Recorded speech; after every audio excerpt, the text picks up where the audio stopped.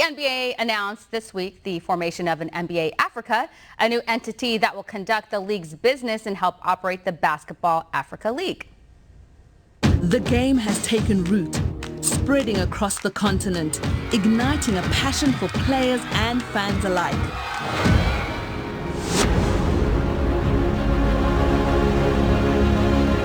Using our values as a foundation, through the transformative power of sport, we continue to grow the game across the continent. The NBA Commissioner Adam Silver said the business is valued at nearly $1 billion already. Their focus is to grow the league and help launch additional academies across the continent. Join me now, co-founder and chief strategist at GDP Advisors, Seth Denson. Seth, what do you make of this move? Is this going to be a game changer for the NBA? Sounds like it. I mean, they're valuing this at $1 billion. Sounds interesting. Yeah, listen, I think that Africa is the new frontier, and the NBA is jumping in on this early. If we just kind of draw a correlation between the value of their business in China with a population of about 1.4 billion, you've got, or 1.5, you've got a population in Africa of about 1.2 billion. Now, in fairness, about half of Africans have access to television, so it'll be interesting to see how the NBA wants to continually monetize this, different than obviously they would do in China. But nonetheless, this is a new frontier, and the NBA seems to be jumping on board with it. Yeah. Again, I kind of have a hard time with the NBA, just all the politics over the past few years. So I try not to watch it that much. So I don't know, maybe they lost maybe some viewers over that, but sounds like maybe they'll gain some other ones.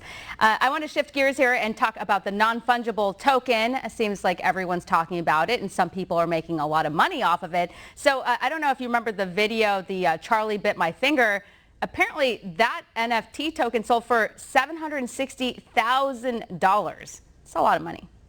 Yeah, I remember when this video came out. My wife forwarded it to me immediately, said, you got to see this. This is hilarious. And, you know, it's interesting that Charlie and his little brother or big brother, whatever, that family's made over $1 million in promo deals on this video since then.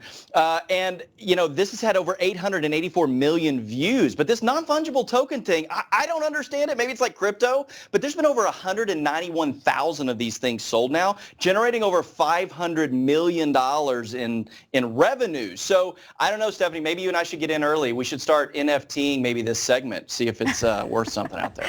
I'm sure there'd be a buyer out there. I don't know if they'd spend $760,000 on it. But do you think it's kind of a scam, though?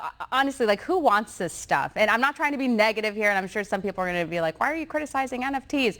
It's like you don't actually like own something. Like, I get spending money on like a sculpture or some historic artifact that you can have your hands on. This is just online. Yeah, listen, what is it? Beauty is in the eye of the beholder, right? And I got to think that the people that are spending this kind of money, probably to them, it's like maybe you or me buying a Diet Coke because they're spending an exorbitant amount of money. And I got to think this is probably more of, hey, at Saturday night parties that I'm not invited to because I'm not in that class. But I can tell you that I own this thing because, again, to some people it may bring value. It wouldn't to me. But listen, I don't own any Jackson Pollocks either. And I look at them and go, what? But some people look at them and go, wow. Oh, so you think it's just kind of like a bragging rights thing for the elite? So when they're like sitting on their yacht parties, they're like, oh, I own this NFT. I paid $1 billion for it. Is that what you're saying? I think that probably plays a role in it. Again, I can go to YouTube and watch that video anytime. So to spend $760,000, I can't imagine anything other than bragging rights. Yeah. Exactly. I think that's what it's all about. So Amazon is nearing a deal to buy Hollywood studio MGM. I didn't see this one coming. That would be an interesting move for Amazon. Amazon continues to grow. What could this mean for Amazon? Well, listen, I think we should probably all anticipate the attempt of Jeff Bezos to buy everything. So I think if we can probably look into the future in the crystal ball, if anything has substantive value, Jeff Bezos likely will try to buy it. And in some ways, he just might be successful. What I found really interesting about this, though, is there's a lot of confusion. This just, to me, is telling in the market. When it was announced earlier this week that this was happening, or yesterday, the stock of MGM Resorts jumped 10%. MGM Resorts is not MGM Studios. And that tells you the naivety in the markets these days of people with money that are making investments and causing the market to jump. Maybe do your research. But I'm sure that Jeff Bezos is going to buy MGM Resorts at some point too. But nonetheless, yeah, he's buying it up. I wouldn't be surprised. Maybe he probably wants to buy OAN so he can like turn us all into libs over here. No, I'm kidding. Or get rid of us and hire liberals. So China's so China crypto mining business has been hit by Beijing because of the crackdown. It's been a roller coaster ride for cryptocurrency, and this crackdown is having some serious effects and consequences for those who are into mining currency. Yeah, I think there's two key things to point out here. First of all is it's interesting. China owns about 70% of crypto mining. So for them to crack down on this tells me one of two things. One is they want to gain control. Remember, digital currency can be controlled by that which is created by, and their digital, they were the first to the digital yuan. So they're going to be able to control that, and I'm sure that they want to see more of their citizenry doing this. The second piece is, and I wouldn't put it past China, they don't do anything other than strategic.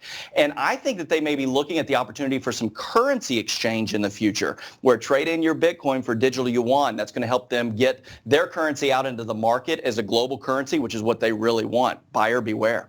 Yeah, absolutely. And Bitcoin's selling at $38,000 right now. I think just a couple of weeks ago it was close to 60.